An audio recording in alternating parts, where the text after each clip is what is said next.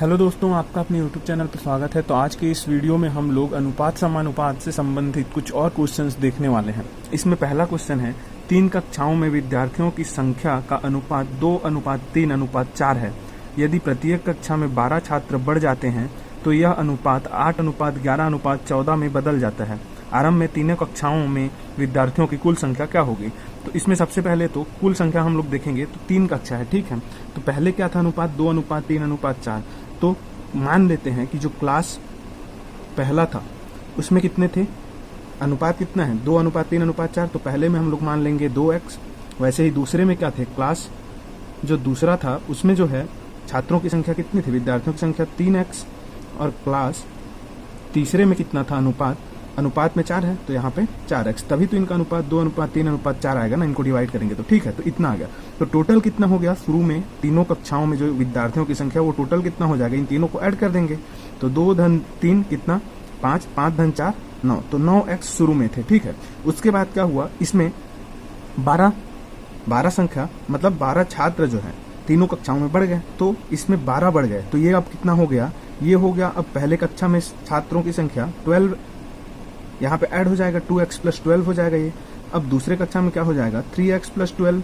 तीसरे कक्षा में क्या हो जाएगा? 4x + 12। तो ये आ गया, ठीक है। अब इन तीनों का अनुपात जो है अपने को दिया है क्या? इन तीनों का अनुपात दिया है 8:11:14, ठीक है। तो ये अनुपात दिया अपने को। तो इसमें हम लोग ये देख रहे हैं कि पहला जो इन दोनों का अनुपात है वो कितना है? 2x/3x बराबर में कितना? 2:3 है, ठीक है। अब इसमें क्या दिया हुआ है? जब बढ़ गया है तो तभी तो ये कट के ऐसे आ जा रहा है ना, 2:3। तो वैसे ही हम लोग इसको लिख सकते हैं।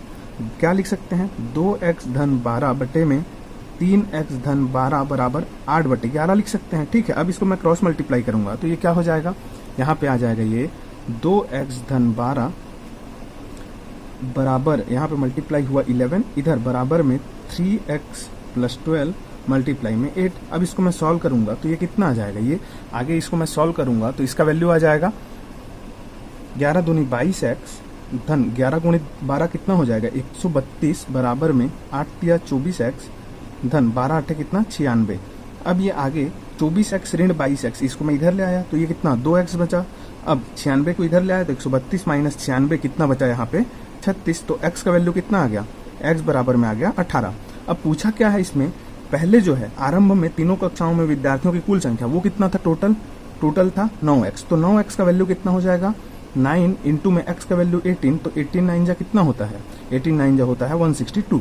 तो ये जो है 162, ये पहले में जो है छात्रों की संख्या थी तीनों क्लास के छात्रों को मिला करके, ठीक है। तो इसका आंसर कौन सा हो जाएगा? Option B. तो ये इसका क्या हो जाएगा? आंसर, ठीक है। अगला क्वेश्चन है, एक परीक्षा में उत्तीर्ण मतलब कि पास और असफल मतलब कि फेल अभ्यर्थियों का अनुपात 4:1 है। पुनर्मूल्यांकन में 10 और छात्र उत्तीर्ण होते हैं मतलब पास हो जाते हैं, इसलिए उत्तीर्ण और असफल मतलब पास और फेल उम्मीदवारों का अनुपात 5:1 हो जाता है। तो परीक्षा में उपस्थित अभ्यर्थियों की कुल संख्या ज्ञात कीजिए बोल रहा है, ठीक है। तो इसको हम लोग कैसे देखेंगे? पहले तो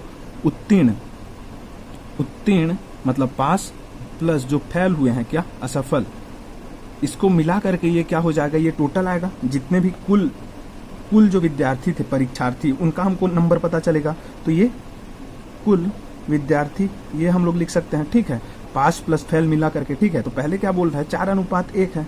तो 4:1 है तो उत्तीर्ण 4 है तो 4x मान लेते हैं पहले केस में, ठीक है। पहले इतना था, ठीक। पहले केस में 4x मान लिए, प्लस असफल कितना है? x। तो कुल कितने हुए? 5x। वैसे ही दूसरे केस में जब 10 पास हो गए तो दूसरे केस में क्या हो गया? ये 4x धन कितना? 10। और ये जो है ये कितना हो जाएगा? x ऋण 10। तो भी ये 5x आ रहा है, ठीक है। अब क्या बोल रहा है? पहले इनका अनुपात कितना था? 4:1। 4x बटे में x तो 4:1।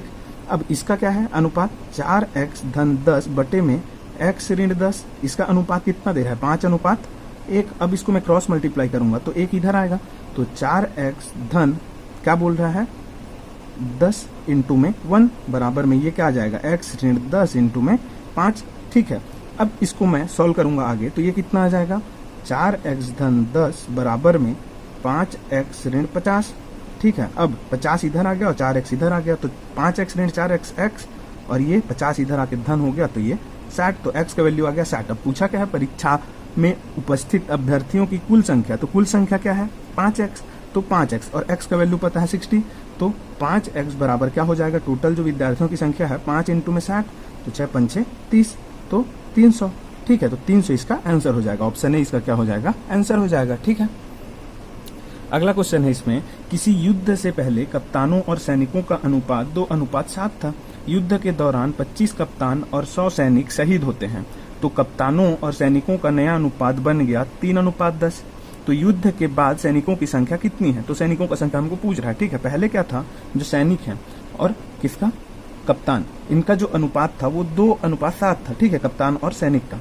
तो इसको मैं क्या मान लेता हूँ, पहले कप्तान कितने थे, 2x मान लेता हूँ। ठीक है, तो कप्तान पहले, कप्तान और सैनिक ऐसे लिख लेंगे। ठीक है, अब पहले वाला केस है ये। ठीक, तो पहले क्या थे, कप्तान कितने थे 2, तो 2x मान लूंगा, अनुपात दिया है।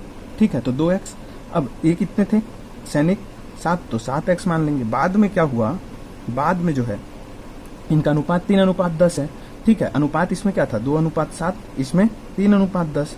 ठीक है, लेकिन इस समय जो है संख्या कितने हैं कप्तान का, कप्तान 25 कप्तान शहीद हो गए, तो 2x ऋण 25 हो जाएगा ये, और ये कितना हो जाएगा 7x, सैनिक कितने शहीद हुए 100, तो ऋण 100। तो इन दोनों का अनुपात किसके बराबर है, 3:10 के। तो 2x ऋण 25 बटे में 7x ऋण 100 बराबर में 3/10 हो जाएगा। अब इसको मैं 3 गुणा करूंगा तो ये कितना आएगा, 10 इधर आ जाएगा, तो 10 2x ऋण 25 ब्रैकेट में, ठीक है, बराबर में 3 7x ऋण 100। अब इसको मैं सॉल्व करता हूं तो ये कितना आएगा, 10 दूनी 20x माइनस 250 बराबर में 7 या 21x माइनस 300। अब आगे ये क्या हो जाएगा, 300 इधर आ जाएगा, तो ये क्या हो जाएगा, ये इधर आ जाएगा 20x, तो 21x ऋण 20x कितना हो जाएगा x, और 300 इधर आके प्लस हो गया, इधर ऋण 250 है तो कितना बचेगा, 300 ऋण 250 50, तो x का वैल्यू आ गया 50। ठीक है, अब पूछ क्या रहा है, युद्ध के बाद सैनिकों की संख्या कितनी है, तो युद्ध के बाद में क्या है, 2x ऋण 25, ये तो कप्तान है, ठीक है, सैनिक बोल रहा है, मतलब 7x ऋण 10, तो सैनिक कितने हैं, सैनिक हैं 7x ऋण 100, 10 बोल दिया था, सॉरी, 7x ऋण 100। ठीक है, तो 7 और x का वैल्यू 50, तो 7 गुणित 50 ऋण 100, तो ये क्या हो गया, 7 पंचे 35 मतलब 350 ऋण 100 बराबर में 250, तो 250 इसका क्या हो जाएगा आंसर, तो ऑप्शन ए इसका क्या होगा, अपना आंसर होगा। ठीक है, अगला क्वेश्चन है इसमें, ए और बी की मासिक आय का अनुपात 2:3 है। यदि उनके खर्चों का अनुपात भी 2:3 है तो उनकी बचत का अनुपात ज्ञात कीजिए। ठीक है, तो सबसे पहले तो आय, ठीक है, मासिक आय, तो आय क्या है, ए का कितना है 2:3 में है तो 2x मान लेते हैं। ठीक है, बी का कितना मान लेंगे 3x, तो इन दोनों का अनुपात कितना होगा, 2x बटे 3x 2/3 आ जाएगा। ठीक है, तो ये होगा। अब व्यय कितना है, व्यय मतलब कि खर्च कितना दिया है, उनके खर्च का अनुपात 2:3 दिया है ये भी, तो इसका खर्च जो है उसको हम लोग क्या मान लेंगे 2y। ठीक है, क्योंकि सेम नहीं मानेंगे, x कैसे नहीं मानेंगे, क्योंकि खर्च कम भी हो सकता है, ज्यादा भी हो सकता है, बराबर भी, इसलिए इसको हम लोग y मान लेंगे। ठीक है, तो 2y। वैसे ही b का कितना मान लेंगे, यहाँ पे 3 है तो 3y। ठीक है, तो 2y क्या है, a का खर्च और b का खर्च 3y। अब क्या होता है, अब बचत पूछ रहा है, बचत का अनुपात। ठीक है, तो आय बराबर क्या होता है, व्यय मतलब खर्च प्लस बचत, मतलब 100 रुपए कमा रहा है और 80 रुपए खर्च कर दे रहा है तो 20 रुपए बच रहा है, तो 80 प्लस 20 कितना होगा 100। तो वैसे ही आय बराबर क्या हो जाता है, व्यय प्लस बचत। तो यहाँ पे बचत बराबर क्या हो जाएगा, बचत बराबर क्या होगा, आय ऋण व्यय होगा, आय ऋण व्यय। ठीक है, तो आय कितना है, ए का बचत कितना हो जाएगा, आय कितना है ए का 2x, ऋण में कितना व्यय, आय ऋण व्यय होता है, तो बचत बराबर 2x ऋण 2y आ जाएगा, किसका, ए का। और वैसे ही बी का कितना आ जाएगा, 3x ऋण 3y। अब क्या बोल रहा है, इन दोनों का अनुपात पूछा है बचत का, तो बचत का अनुपात a/में b पूछा है, तो a का कितना है 2x ऋण 2y, और यहाँ पे 3x ऋण 3y है b का, तो यहाँ से x कॉमन आ गया। ठीक है, x नहीं 2 कॉमन आ गया। ठीक है, 2, तो x ऋण y यहाँ पे आ गया, और यहाँ 3 कॉमन आ गया, तो x ऋण y, x ऋण y दोनों कैंसिल हो गया, तो बचा कितना 2/3, इसका मतलब 2:3। तो इसका आंसर कौन सा हो जाएगा, ऑप्शन ए, ये इसका आंसर हो जाएगा, 2:3 उनके बचत का अनुपात होगा। ठीक है, अगला क्वेश्चन है, ए और बी की आय का अनुपात 7:5 है। ए और बी क्रमशः 4000 रुपए और 3500 रुपए बचाते हैं। यदि बी का व्यय ए के व्यय का आधा है तो ए और बी की कुल आय रुपए में होगी। तो रुपए में कितना होगा ए और बी का कुल आय वो हमको बताना है, ठीक है। कुल आय पूछ रहा है, मतलब दोनों को ऐड करेंगे, इन दोनों का आय को, ठीक है। तो सबसे पहले तो क्या बोल रहा है, आय का अनुपात, तो आय दे दिया, मतलब हम लोग ऐसा मान लेते हैं, ठीक है। तो ए का कितना है अनुपात, 7:5 है, 7:5 है। तो ए का आय कितना मान लेंगे, 7x मान लेते हैं, ठीक है। और बी का आय कितना मान लेंगे, 5x, जैसे कि हम लोग पहले मानते आ रहे हैं इस वीडियो में। अगले पिछले क्वेश्चन में हम लोग ऐसे ही तो मान रहे थे ना, ठीक है। तो ए का कितना 7x और बी का 5x। तो इनका अनुपात कितना हो रहा है, 7:5। वैसे ही इनका जो बचत है वो कितना दे दिया है, बचत दे दिया, ए का कितना 4000 रुपये और बी का कितना है 3500 रुपये। तो बी का है 3500 रुपये, ठीक है। अब क्या दिया हुआ है, एक यहाँ पे जो व्यय है व्यय बोल रहा है अब, ठीक है। तो व्यय क्या बोल रहा है, बी का व्यय ए के व्यय का आधा है। तो बी का व्यय हम लोग मान लेते हैं वाई, ठीक है, वाई मान लेते हैं। तो ए का व्यय कितना होगा, इसका डबल होगा, क्यों, क्योंकि ए के व्यय का आधा है बी का व्यय। तो ये कितना हो जाएगा, 2y हो जाएगा, ठीक है। तो इतना हमको दे रखा है। अब क्या बोलते हैं, इसका जो पहले हम लोग क्या निकाले थे, एक फॉर्मूला निकाले थे, क्या, बचत बराबर क्या होता है, आय ऋण में व्यय, ठीक है। तो इसमें आय हमको पता है, व्यय पता है और बचत पता है, लेकिन आय और व्यय एक्स और वाई के फॉर्म में है। तो एक्स और वाई का वैल्यू आएगा तो हमारा आंसर आ जाएगा इसमें, ठीक है। तो पहला तो ए के लिए क्या लगेगा, यहाँ पे बचत कितना है उसका 4000, आय कितना है उसका 7x, ऋण व्यय कितना है उसका 2y, ठीक है। ये हो गया एक इक्वेशन। दूसरा क्या है, बी के लिए कितना 3500 बराबर में आय कितना है उसका 5x, ऋण में कितना y उसका व्यय, ठीक है। ये हो गया दूसरा इक्वेशन। अब इन दोनों इक्वेशन को मैं सॉल्व करूंगा, तो यहाँ पे मान लीजिए मैं 2 मल्टीप्लाई कर देता हूँ इक्वेशन 2 में, ठीक है। तो 2 दोनों तरफ मल्टीप्लाई करूंगा तो ये कितना हो जाएगा, ये बन जाएगा मेरा कितना, ये 7000 बन जाएगा और ये 10x ऋण 2y। तो ये बन गया इक्वेशन अब 3, ठीक है। 2 मल्टीप्लाई किया दोनों साइड, तो इसको पूरा मैं 2 से मल्टीप्लाई कर दिया, तो ये आ गया, ठीक है। अब इक्वेशन 1 और 3 इन दोनों में देखिए 2y कॉमन है, तो मैं इसमें से यदि इसको माइनस कर देता हूं, ठीक है। इक्वेशन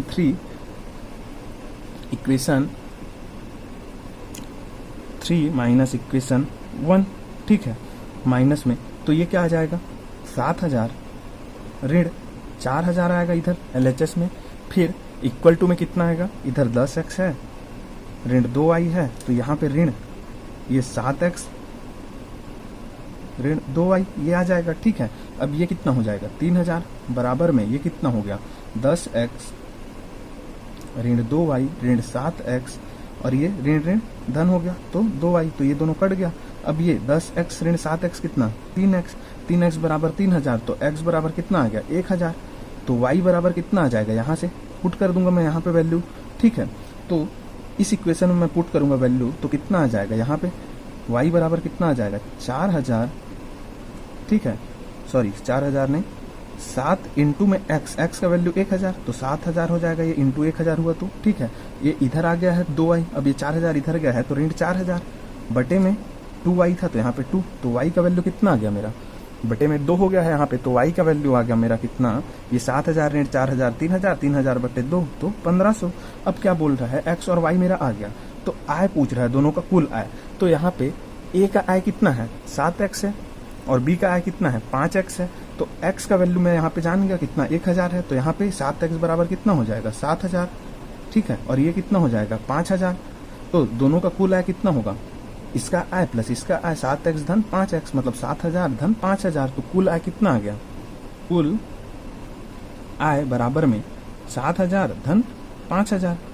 ये कितना के बराबर है 7000 धन 5000, कुल आय बराबर 7000 धन 5000, तो ये कितना 12000 के बराबर हो गया, ठीक है। तो 12000 कौन सा है, ऑप्शन ए, तो ऑप्शन ए इसका क्या हो जाएगा, आंसर हो जाएगा, ठीक है। तो ये था आज का अपना लास्ट क्वेश्चन, ठीक है। तो यदि आपको आज का वीडियो अच्छा लगा हो तो वीडियो को लाइक करेंगे, शेयर करेंगे और चैनल को सब्सक्राइब करेंगे। Thank you.